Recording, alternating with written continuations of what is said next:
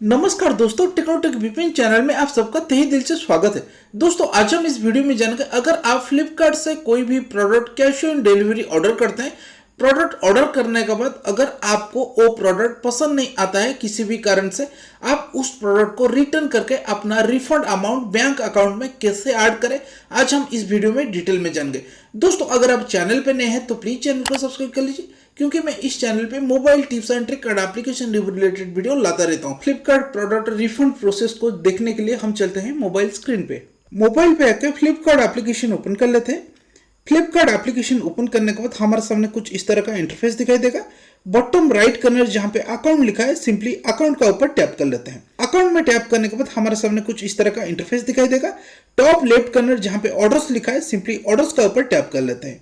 Orders में tap करने के बाद यहाँ पे ऑर्डर्स लिस्ट दिखाई दे रहा है। यहाँ पे जो भी प्रोडक्ट हमने ऑर्डर किए हैं सभी का लिस्ट विजिबल हो रहा है। जिस प्रोडक्ट को रिटर्न करना चाहते हैं, सिंपली उस प्रोडक्ट का ऊपर टैप कर लेते हैं। दोस्तों यहाँ पे प्रोडक्ट का ऑर्डर डिटेल विजिबल हो रहा है। यहाँ पे प्रोडक्ट डिलीवर कब हुआ है, रिटर्न कब तक करना है, यहाँ पे लिखा है रिटर्न पॉलिसी सितंबर 2 तारीख तक।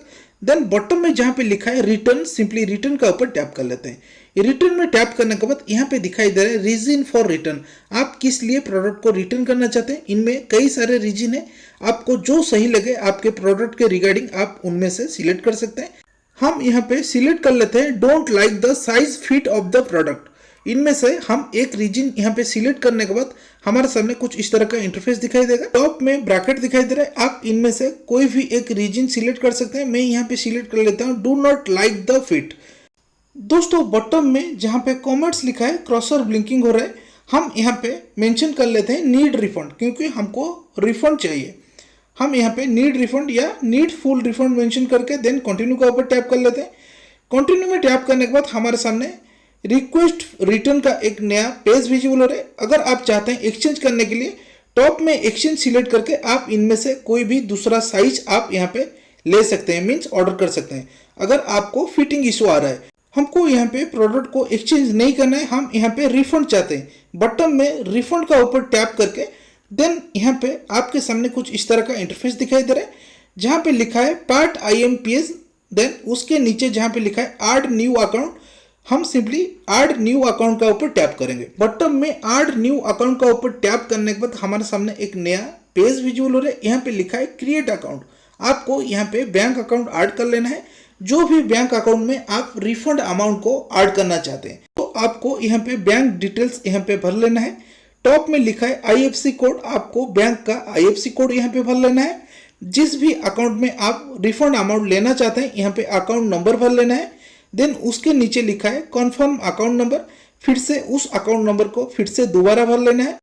देन यहाँ पे अकाउंट होल्डर नेम भर लेना है जिनके नाम पे बैंक अकाउंट है। देन बटन में फोन नंबर आपको भर लेना है, बैंक के साथ जो भी नंबर लिंक है। तो हम यहाँ पे डिटेल्स भर लेते हैं। डिटेल भरने के बाद हम यहाँ से बैक चलते हैं।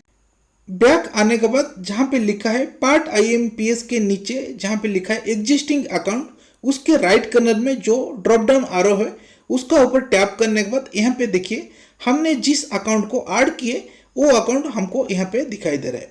दोस्तों अगर आप चाहे 2 अकाउंट 3 अकाउंट, आपको जितना अकाउंट चाहे आप यहाँ पे भर सकते हैं।